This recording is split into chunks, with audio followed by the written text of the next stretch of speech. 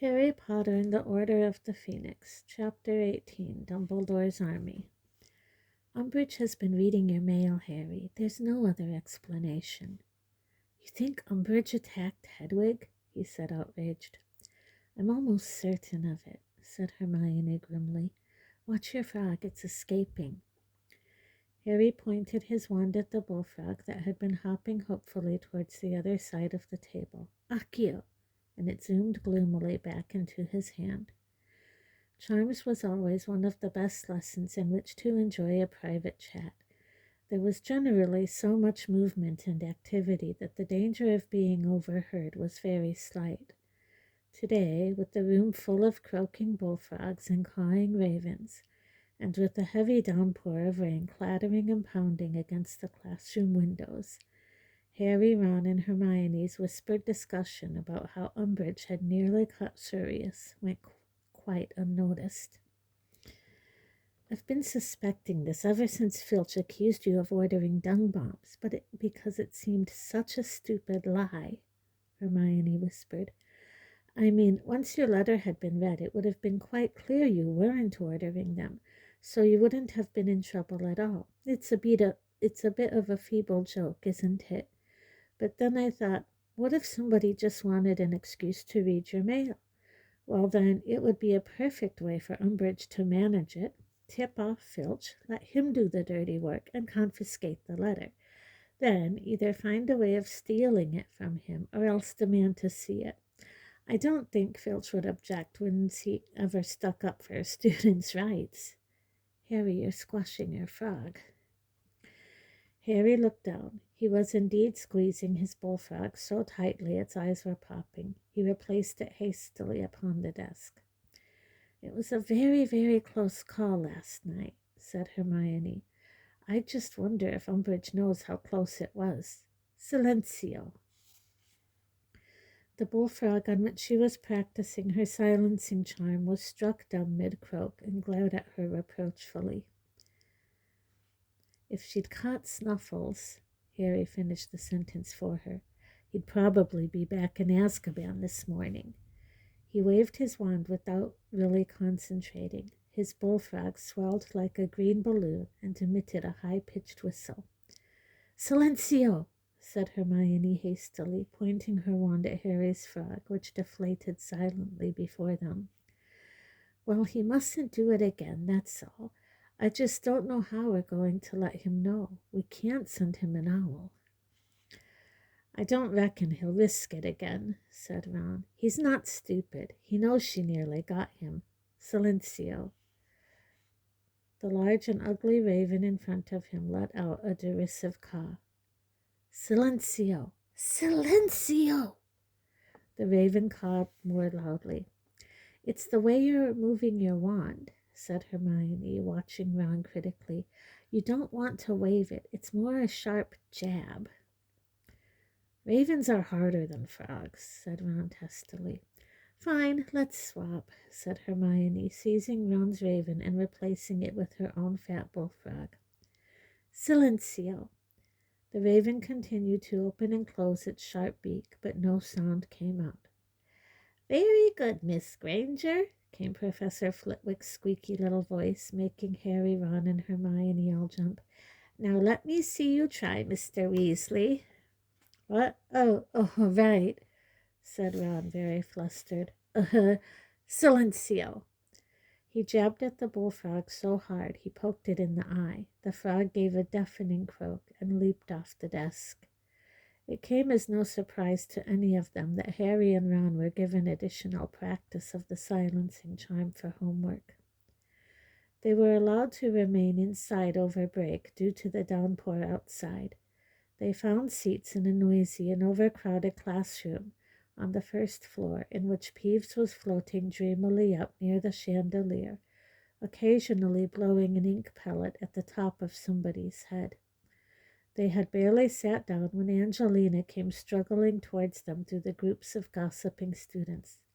I've got permission, she said, to reform the Quidditch team. Excellent, said Ron and Harry together. Yeah, said Angelina, beaming. I went to McGonagall, and I think she might have appealed to Dumbledore. Anyway, Umbridge had to give in. Ha! So I want you down at the pitch at 7 o'clock tonight, all right? Because we've got to make up time. You realize we're only 3 weeks away from our first match. She squeezed away from them, narrowly dodged an ink pellet from Peeves, which hit a nearby first year instead, and vanished from sight. Ron's smile slipped slightly as he looked out of the window, which was now opaque with hammering rain. Hope this clears up. What's up with you, Hermione? She, too, was gazing at the window, but not as though she really saw it. Her eyes were unfocused, and there was a frown on her face. Just thinking, she said, still frowning at the rain-washed window. About Snuffles? Said Harry. No, not exactly, said Hermione slowly. More wondering. I suppose we're doing the right thing. I think. Aren't we? Harry and Ron looked at each other. Well, that clears that up, said Ron. It would have been really annoying if you hadn't explained yourself properly. Hermione looked at him as though she had only just realized he was there. I was just wondering, she said, her voice stronger now, whether we're doing the right thing, starting this defense against the dark arts group. What? Said Harry and Ron together. Hermione, it was your idea in the first place, said Ron indignantly. I know, said Hermione, twisting her fingers together, but after talking to Snuffles... But he's all for it, said Harry. Yes, said Hermione, staring at the window again. Yes, that's what made me think maybe it wasn't a good idea after all. Peeves floated over them on his stomach, pea shooter at the ready. Automatically, all three of them lifted their bags to cover their heads until he had passed. Let's get this straight, said Harry angrily as they put their bags back on the floor. Sirius agrees with us, so you don't think we should do it anymore? Hermione looked tense and rather miserable. Now staring at her own hand, she said, Do you honestly trust his judgment? Yes, I do, said Harry at once. He's always given us great advice. An ink pellet whizzed past them, striking Katie Bell squarely in the ear. Hermione watched Katie leap to her feet and start throwing things at Peeves. It was a few moments before Hermione spoke again, and it sounded as though she was choosing her words very carefully. You don't think he has become sort of reckless since he's been cooped up in Grimmauld Palace? You don't think he's kind of living through us? What do you mean, living through us? Harry retorted. I mean, well, I think he'd love to be forming secret defense societies right under the nose of someone from the ministry. I think he's really frustrated at how little he can do where he is. So I think he's keen to kind of egg us on.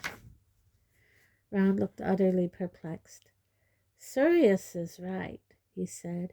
You do sound just like my mother. Hermione bit her lip and did not answer. The bell rang just as Peeves swooped down on Katie and emptied an entire ink bottle over her head. The weather did not improve as the day wore on, so that at 7 o'clock that evening, when Harry and Ron went down to the Quidditch pitch for practice, they were soaked through within minutes, their feet slipping and sliding on the sodden grass. The sky was a deep, thundery gray, and it was a relief to gain the warmth and light of the changing rooms, even if they knew the respite was only temporary. They found Fred and George debating whether to use one of their own skiving snack boxes to get out of flying. But I bet she'd know what we'd done, Fred said out of the corner of his mouth. If only I hadn't offered to sell her some puking pastils yesterday. We could try the fever fudge, George muttered. No one's seen that yet. Does it work? Inquired Ron hopefully, as the hammering of rain on the roof intensified and wind howled around the building. Well, yeah, said Fred. Your temperature'll go right up. But you get these massive pus-filled boils, too, said George, and we haven't worked out how to get rid of them yet." "I can't see any boils," said Ron, staring at the twins. "Well, no, you wouldn't," said Fred darkly. "They're not in a place we generally display to the public." "But they make sitting on a broom a right pain in the—" "All right, everyone, listen up," said Angelina loudly, emerging from the captain's office. "I know it's not ideal weather, but there's a chance we'll be playing Slytherin in conditions like this, so it's a good idea to work out how we're going to cope with them. Harry, didn't you do something to your glasses to stop the rain fogging them up when we played Hufflepuff in that storm?"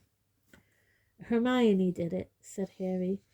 He pulled out his wand, tapped his glasses, and said, "Impervio."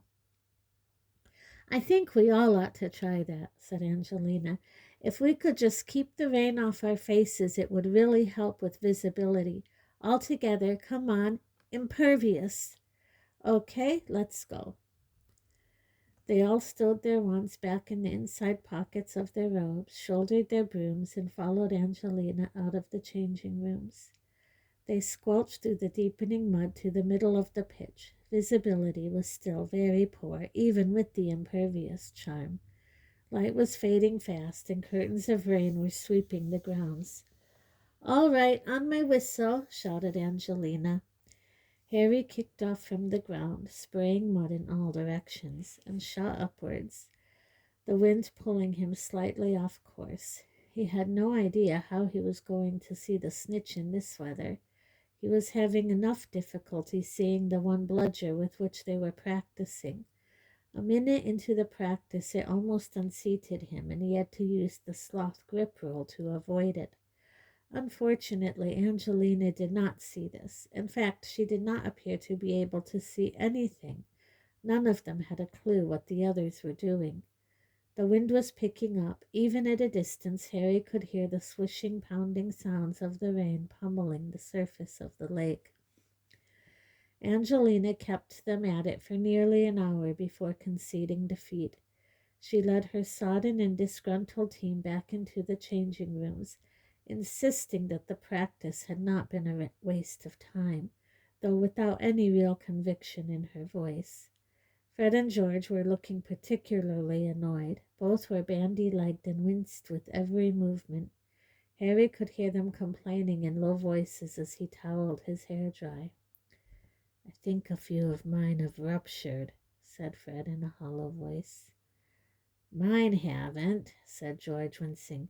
"They're throbbing like mad. I feel bigger, if anything." "Ouch," said Harry.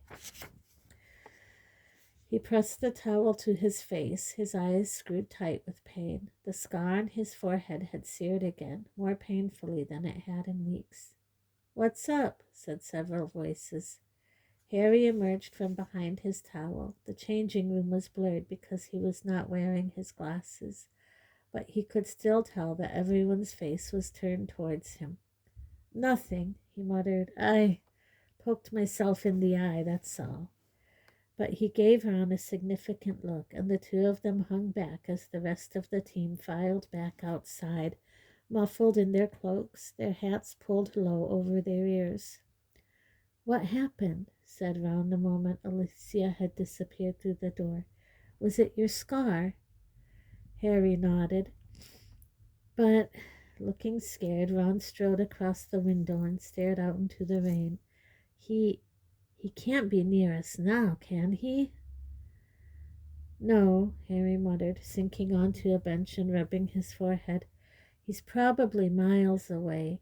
It hurt because he's angry." Harry had not meant to say that at all, and heard the words as though a stranger had spoken them, yet knew at once that they were true. He did not know how he knew it, but he did. Voldemort, wherever he was, whatever he was doing, was in a towering temper. "Did you see him?" said Ron, looking horrified. "Did you get a vision or something?" Harry sat quite still, staring at his feet, allowing his mind and his memory to relax in the aftermath of the pain. A confused tangle of shapes, a howling rush of voices. He wants something done, and it's not happening fast enough, he said. Again he felt surprised to hear the words coming out of his mouth, and yet was quite certain that they were true. But how do you know? Said Ron. Harry shook his head and covered his eyes with his hands, pressing down upon them with his palms. Little stars erupted in them. He felt Ron sit down on the bench beside him and knew Ron was staring at him. Is this what it was about last time? Said Ron in a hushed voice. When your scar hurt in Umbridge's office, you know who was angry. Harry shook his head. What is it then? Harry was thinking himself back. He had been looking into Umbridge's face. His scar had hurt, and he had had the odd feeling in his stomach, a strange leaping feeling, a happy feeling. But of course he had not recognized it for what it was, as he had been feeling so miserable himself. Last time it was because he was pleased, he said, really pleased. He thought something good was going to happen. And the night before we came back to Hogwarts, he thought back to the moment when his scar had hurt so badly in his and Ron's bedroom in Grimmauld Place. He was furious. He looked round at Ron, who was gaping at him. You could take over from Trelawney, mate, he said in an odd voice. I'm not making prophecies, said Harry. No, you know what you're doing, Ron said, sounding both scared and impressed. Harry, you're reading you-know-who's mind. No, said Harry, shaking his head. It's more like his mood, I suppose. I'm just getting flashes of what mood he's in. Dumbledore said something like this was happening last year. He said that when Voldemort was near me or when he was feeling hatred, I could tell. Well, now I'm feeling it when he's pleased, too. There was a pause. The wind and rain lashed at the building. You've got to tell someone, said Ron. I told Sirius last time. Well, tell him about this time. Can't, can I? Said Harry grimly. Umbridge is watching the owls and the fires, remember? Well then, Dumbledore. I've just told you, he already knows, said Harry shortly, getting to his feet, taking his cloak off his peg and swinging it around him. There's no point telling him again. Ron did up the fastening of his own cloak, watching Harry thoughtfully. Dumbledore'd want to know, he said. Harry shrugged. Come on, we've still got silencing chimes to practice. They hurried back through the dark grounds, sliding and stumbling up the muddy lawns, not talking. Harry was thinking hard. What was it that Voldemort wanted done that was not happening quickly enough? He's got other plans he can put into operation very quietly indeed, stuff he can only get by stealth, like a weapon, something he didn't have last time. Harry had not thought about those words in weeks. He had been too absorbed in what was going on at Hogwarts, too busy dwelling on the ongoing battles with Umbridge, the injustice of all the ministry interference. But now they came back to him and made him wonder. Voldemort's anger would make sense if he was no nearer to laying hands on the weapon, whatever it was. Had the order thwarted him, stopped him from seizing it? Where was it kept? Who had it now? Mimbulus Mimbletonia, said Ron's voice, and Harry came back to his senses just in time to clamber through the portrait hole into the common room.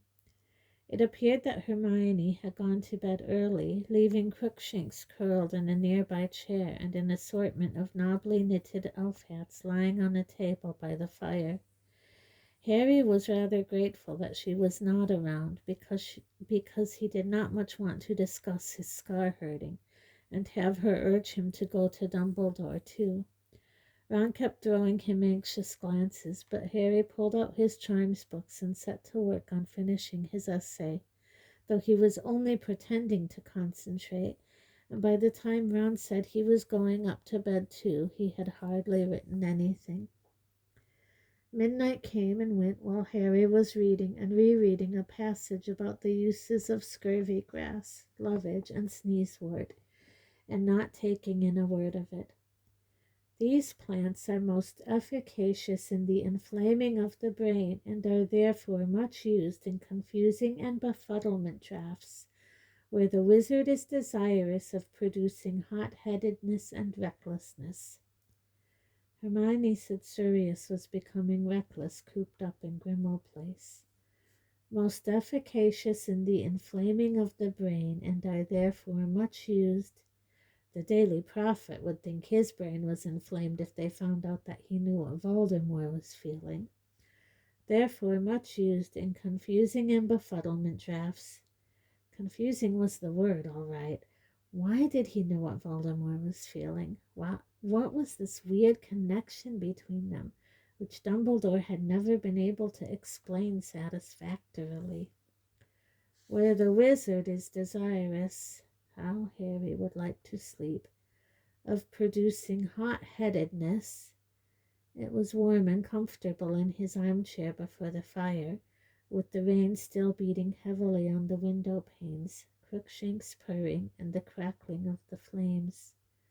The book slipped from Harry's slack grip and landed with a dull thud on the hearthrug. His head lolled sideways. He was walking once more along a windowless corridor, his footsteps echoing in the silence. At the door at the end of the passage loomed larger. His heart beat fast with excitement. If he could only open it, enter beyond. He stretched out his hand. His fingertips were inches from it. Harry Potter, sir. He awoke with a start. The candles had all been extinguished in the common room, but there was something moving close by. Who's there? Said Harry, sitting upright in his chair. The fire was almost out, the room very dark. Dobby has your owl, sir, said a squeaky voice. Dobby? Said Harry thickly, peering through the gloom towards the source of the voice. Dobby the house elf was standing beside the table on which Hermione had left a half-dozen of her knitted hats. His large pointed ears were now sticking out from beneath what looked like all the hats Hermione had ever knitted. He was wearing one on top of the other, so that his head seemed elongated by 2 or 3 feet, and on the very topmost bauble sat Hedwig, hooting serenely and obviously cured. Dobby volunteered to return Harry Potter's owl, said the elf squeakily, with a look of positive adoration on his face. Professor Grubbly Plank says she is all well now, sir. He sank into a deep bow so that his pencil-like nose brushed the threadbare surface of the hearthrug, and Hedwig gave an indignant hoot and fluttered onto the arm of Harry's chair.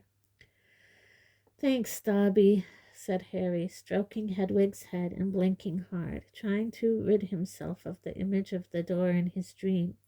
It had been very vivid. Looking back at Dobby, he noticed that the elf was also wearing several scarves and innumerable socks, so that his feet looked far too big for his body.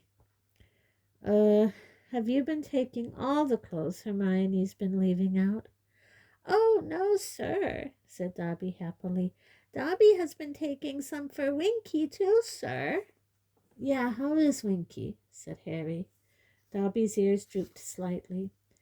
Winky is still drinking lots, sir, he said sadly, his enormous round green eyes, large as tennis balls, downcast. She still does not care for clothes, Harry Potter, nor do the other house elves. None of them will clean Gryffindor Tower any more, not with the hats and socks hidden everywhere. They finds them insulting, sir. Dobby does it all himself, sir, but Dobby does not mind, sir, for he always hopes to meet Harry Potter, and tonight, sir, he has got his wish.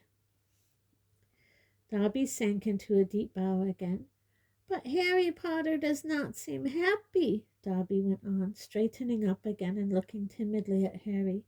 Dobby heard him muttering in his sleep. Was Harry Potter having bad dreams? Not really bad, said Harry, yawning and rubbing his eyes. I've had worse. The elf surveyed Harry out of his vast orb-like eyes. Then he said, very seriously, his ears drooping, Dobby wishes he could help Harry Potter, for Harry Potter set Dobby free, and Dobby is much, much happier now. Harry smiled. You can't help me, Dobby, but thanks for the offer. He bent down and picked up his potions book. He'd have to try to finish the essay tomorrow. He closed the book, and as he did so, the firelight illuminated the thin white scars on the back of his hand, the result of his detentions with Umbridge. Wait a moment. There is something you can do for me, Dobby, said Harry slowly. The elf looked round, beaming. Name it, Harry Potter, sir. I need to find a place where 28 people can practice defense against the dark arts without being discovered by any of the teachers. Especially, Harry clenched his hand on the book so that the scars shone pearly white, Professor Umbridge. He expected the elf's smile to vanish, his ears to droop. He expected him to say it was impossible, or else that he would try to find somewhere, but his hopes were not high. What he had not expected was for Dobby to give a little skip, his ears waggling cheerfully, and clap his hands together. Dobby knows the perfect place, sir, he said happily. Dobby heard tell of it from the other house elves when he came to Hogwarts, sir. It is known by us as the come and go room, or else the room of requirement. Why? Said Harry curiously. Because it is a room that a person can only enter, said Dobby seriously, when they have real need of it. Sometimes it is there, and sometimes it is not. But when it appears, it is always equipped for the seeker's needs. Dobby has used it, sir, said the elf, dropping his voice and looking guilty. When Winky has been very drunk, he has hidden her in the room of requirement, and he has found antidotes to butterbeer there, and a nice elf-sized bed to settle her on while she sleeps it off, sir. And Dobby knows Mr. Filch has found extra cleaning materials there when he has run short, sir, and if you really need a bathroom, said Harry, suddenly remembering something Dumbledore had said at the Yule Ball the previous Christmas, would it fill itself with chamber pots? Dobby expects so, sir, said Dobby, nodding earnestly. It is a most amazing room, sir. How many people know about it? Said Harry, sitting up straighter in his chair. Very few, sir. Mostly people stumbles across it when they needs it, sir, but often they never finds it again, for they do not know that it is always there waiting to be called into service, sir. It sounds brilliant, said Harry, his heart racing. It sounds perfect, Dobby. When can you show me where it is?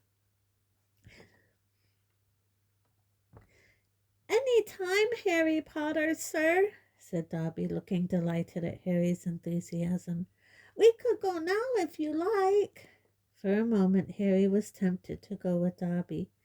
He was halfway out of his seat, intending to hurry upstairs for his invisibility cloak, when, not for the first time, a voice very much like Hermione's whispered in his ear, Reckless.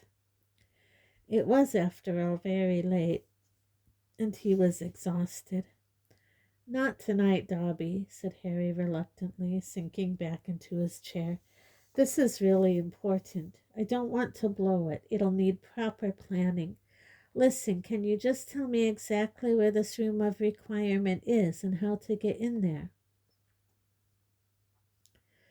Their robes billowed and swirled around them as they splashed across the flooded vegetable patch to double herbology, where they could hardly hear what Professor Sprout was saying over the hammering of the raindrops, hard as hailstones, on the greenhouse roof. The afternoon's Care of Magical Creatures lesson was to be relocated from the storm-swept grounds, to a free classroom on the ground floor, and, to their intense relief, Angelina had sought out her team at lunch to tell them that Quidditch practice was canceled. "Good," said Harry quietly when she told him, "because we found somewhere to have our first defense meeting. Tonight, 8 o'clock, 7th floor, opposite that tapestry of Barnabas the Barmy being clubbed by those trolls. Can you tell Katie and Alicia?" She looked slightly taken aback, but promised to tell the others. Harry returned hungrily to his sausages and mash. When he looked up to take a drink of pumpkin juice, he found Hermione watching him. "What?" he said thickly. "Well, it's just that Dobby's plans aren't always that safe.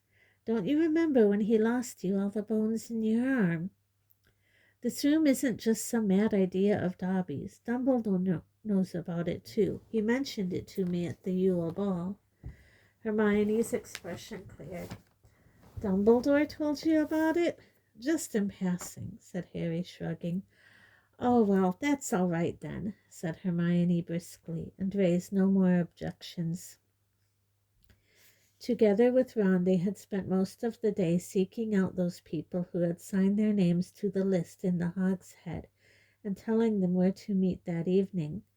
Somewhat to Harry's disappointment, it was Ginny who managed to find Cho Chang and her friend first. However, by the end of dinner, he was confident that the news had been passed to every one of the 25 people who had turned up in the Hogshead. At 7:30, Harry, Ron, and Hermione left the Gryffindor common room, Harry clutching a certain piece of aged parchment in his hand. Fifth years were allowed to be out in the corridors until 9 o'clock, but all three of them kept looking around nervously as they made their way along the 7th floor. "Hold it," Harry warned, unfolding the piece of parchment at the top of the last staircase, tapping it with his wand and muttering, "I solemnly swear that I am up to no good." A map of Hogwarts appeared on the blank surface of the parchment. Tiny black moving dots labeled with names showed where various people were. "Filch is on the 2nd floor," said Harry, holding the map close to his eyes, "and Mrs. Norris is on the 4th. "And Umbridge?" said Hermione anxiously. "In her office," said Harry, pointing. "Okay, let's go." They hurried along the corridor to the place Dobby had described to Harry, a stretch of blank wall opposite an enormous tapestry depicting Barnabas the Barmy's foolish attempt to train trolls for the ballet. "Okay," said Harry quietly, while a moth-eaten troll paused in his relentless clubbing of the would-be ballet teacher to watch them. "Dobby said to walk past this bit of wall 3 times, concentrating hard on what we need." They did so, turning sharply at the window just beyond the blank stretch of wall, then at the man-sized vase on its other side. Ron had screwed up his eyes in concentration. Hermione was whispering something under her breath. Harry's fists were clenched as he stared ahead of him. "We need some place to learn to fight," he thought. "Just give us a place to practice, somewhere they can't find us." "Harry," said Hermione sharply as they wheeled around after their third walk past. A highly polished door had appeared in the wall. Ron was staring at it, looking slightly wary. Harry reached out, seized the brass handle, pulled open the door, and led the way into a spacious room lit with flickering torches, like those that illuminated the dungeons 8 floors below. The walls were lined with wooden bookcases, and instead of chairs there were large silk cushions on the floor.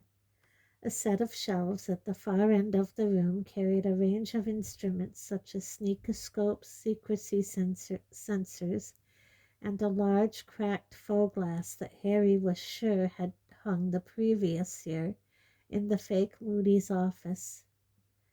"These will be good when we're practicing stunning," said Ron enthusiastically, prodding one of the cushions with his foot. "And just look at these books," said Hermione excitedly, running a finger along the spines of the large leather-bound tomes. A compendium of common curses and their counteractions, the dark arts outsmarted, self-defensive spell work. Wow! She looked around at Harry, her face glowing, and he saw that the presence of hundreds of books had finally convinced Hermione that what they were doing was right. Harry, this is wonderful. There's everything we need here.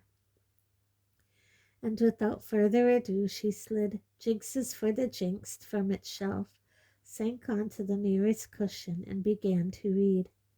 There was a gentle knock on the door. Harry looked round. Ginny, Neville, Lavender, Parvati, and Dean had arrived. "Whoa," said Dean, staring around, impressed. "What is this place?" Harry began to explain, but before he had finished, more people had arrived, and he had to start all over again. By the time 8 o'clock arrived, every cushion was occupied. Harry moved across to the door and turned the key protruding from the lock. It clicked in a satisfyingly loud way, and everybody fell silent, looking at him. Hermione carefully marked her page of Jinxes for the Jinxed and set the book aside. "Well," said Harry, slightly nervously, "this is the place we found for practice sessions, and you've obviously found it okay." "It's fantastic," said Cho, and several people murmured their agreement. "It's bizarre," said Fred, frowning around at it. "We once hid from Filch in here, remember, George? But it was just a broom cupboard then." "Hey, Harry, what's this stuff?" asked Dean from the rear of the room, indicating the sneakoscopes and the faux glass. "Dark detectors," said Harry, stepping between the cushions to reach them.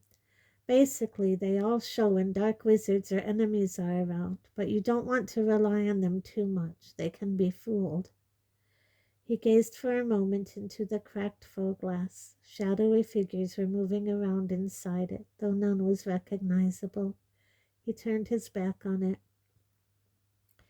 "Well, I've been thinking about the sort of stuff we ought to do first, and, he noticed a raised hand. "What, Hermione?"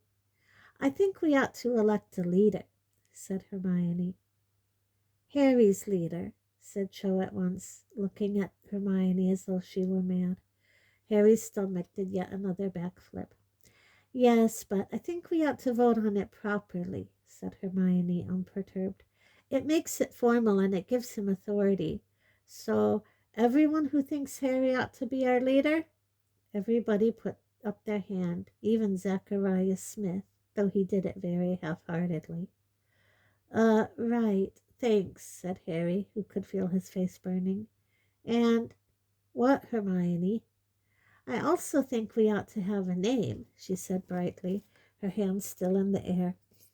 "It would promote a feeling of team spirit and unity, don't you think?"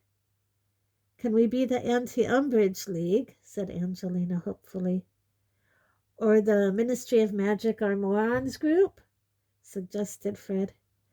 "I was thinking," said Hermione, frowning at Fred, "more of a name that didn't tell everyone what we were up to, so we can refer to it safely outside meetings."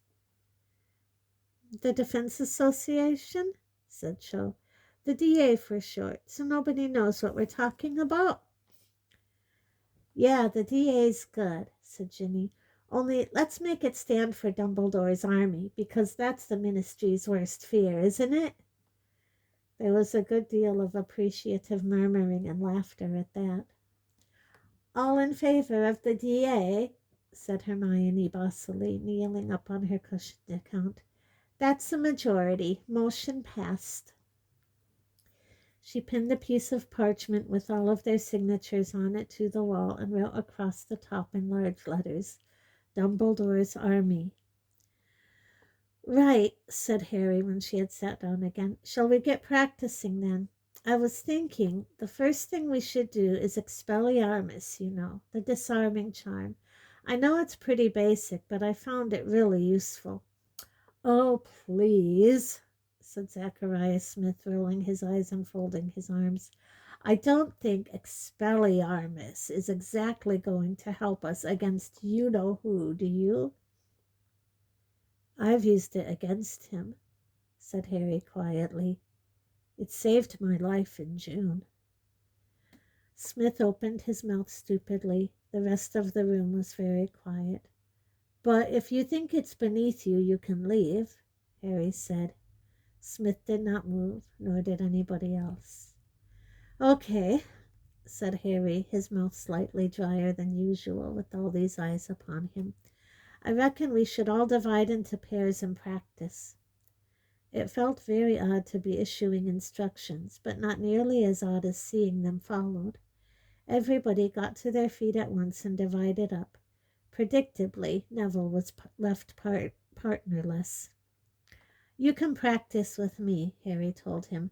Right, on the count of 3 then. 1, 2, 3. The room was suddenly full of shouts of Expelliarmus! Wands flew in all directions. Mist spells hit books on shelves and sent them flying into the air. Harry was too quick for Neville, whose wand went spinning out of his hand, hit the ceiling in a shower of sparks, and landed with a clatter on top of a bookshelf from which Harry retrieved it with a summoning charm. Glancing around, he thought he had been right to suggest they practice the basics first. There was a lot of shoddy spell work going on. Many people were not succeeding in disarming their opponents at all, but merely causing them to jump backwards a few paces, or wince as their feeble spell whooshed over them. Expelliarmus, said Neville, and Harry, caught unawares, felt his wand fly out of his hand. I did it, said Neville gleefully. I've never done it before. I did it. Good one, said Harry encouragingly, deciding not to point out that in a real duel Neville's opponent was unlikely to be staring in the opposite direction with his wand held loosely at his side. Listen, Neville, can you take it in turns to practice with Ron and Hermione for a couple of minutes, so I can walk around and see how the rest are doing? Harry moved off into the middle of the room. Something very odd was happening to Zacharias Smith. Every time he opened his mouth to disarm Anthony Goldstein, his own wand would fly out of his hand, yet Anthony did not seem to be making a sound. Harry did not have to look far to solve the mystery. Fred and George were several feet from Smith and taking it in turns to point their wands at his back. Sorry, Harry, said George hastily when Harry caught his eye. Couldn't resist. Harry walked around the other pairs, trying to correct those who were doing the spell wrong. Ginny was teamed with Michael Corner. She was doing very well, whereas Michael was either very bad or unwilling to jinx her. Ernie Macmillan was flourishing his wand unnecessarily, giving his partner time to get under his guard. The Creevy brothers were enthusiastic but erratic, and mainly responsible for all the books leaping off the shelves around them. Luna Lovegood was similarly patchy, occasionally sending Justin Fletchley's wand spinning out of his hand, and other times merely causing his hair to stand on end. Okay, stop, Harry shouted. Stop, stop. I need a whistle, he thought, and immediately spotted one lying on top of the nearest row of books. He caught it up and blew hard. Everyone lowered their wands. That wasn't bad, said Harry, but there's definite room for improvement. Zacharias Smith glared at him. Let's try again. He moved off around the room again, stopping here and there to make suggestions. Slowly, the general performance improved. He avoided going near Cho and her friend for a while, but after walking twice around every other pair in the room, felt he could not ignore them any longer. Oh, no, said Cho rather wildly as he approached. Expelliarmus! Expellimelius! Oh, sorry, Marietta. Her curly-haired friend's sleeve had caught fire. Marietta extinguished it with her own wand and glared at Harry as though it was his fault. You made me nervous. I was doing all right before then, Cho told Harry ruefully. That was quite good, Harry lied, but when she raised her eyebrows, he said, well, no, it was lousy, but I know you can do it properly. I was watching from over there. She laughed. Her friend Marietta looked at them rather sourly and turned away. Don't mind her, Joe muttered. She doesn't really want to be here, but I made her come with me. Her parents have forbidden her to do anything that might upset Umbridge. You see, her mom works for the ministry. What about your parents? Asked Harry. Well, they've forbidden me to get on the wrong side of Umbridge, too, said Cho, drawing herself up proudly. But if they think I'm not going to fight, you know who, after what happened to Cedric. She broke off, looking rather confused, and an awkward silence fell between them. Terry Boots' wand went whizzing past Harry's ear and hit Alicia Spinnet hard on the nose. Well, my dad is very supportive of any anti-ministry action, said Luna Lovegood proudly from just behind Harry. Evidently she had been eavesdropping on his conversation while Justin Finch Fletchley attempted to disentangle himself from the robes that had flown up over his head. He's always saying he'd believe anything of Fudge. I mean, the number of goblins Fudge has had assassinated. And of course he uses the Department of Mysteries to develop terrible poisons, which he secretly feeds to anybody who disagrees with him. And then there's his gubular slash kilter. Don't ask, Harry muttered to Cho as she opened her mouth, looking puzzled. She giggled. Hey, Harry, Hermione called from the other end of the room. Have you checked the time? He looked down at his watch and was shocked to see it was already 9:10, which meant they needed to get back to their common rooms immediately, or risk being caught and punished by Filch for being out of bounds. He blew his whistle. Everybody stopped shouting Expelliarmus, and the last couple of wands clattered to the floor. Well, that was pretty good, said Harry, but we've overrun. We'd better leave it here. Same time, same place next week? Sooner, said Dean Thomas eagerly, and many people nodded in agreement. Angelina, however, said quickly, the Quidditch season's about to start. We need team practices, too. Let's say next Wednesday night, then, said Harry. We can decide on additional meetings then. Come on, we'd better get going.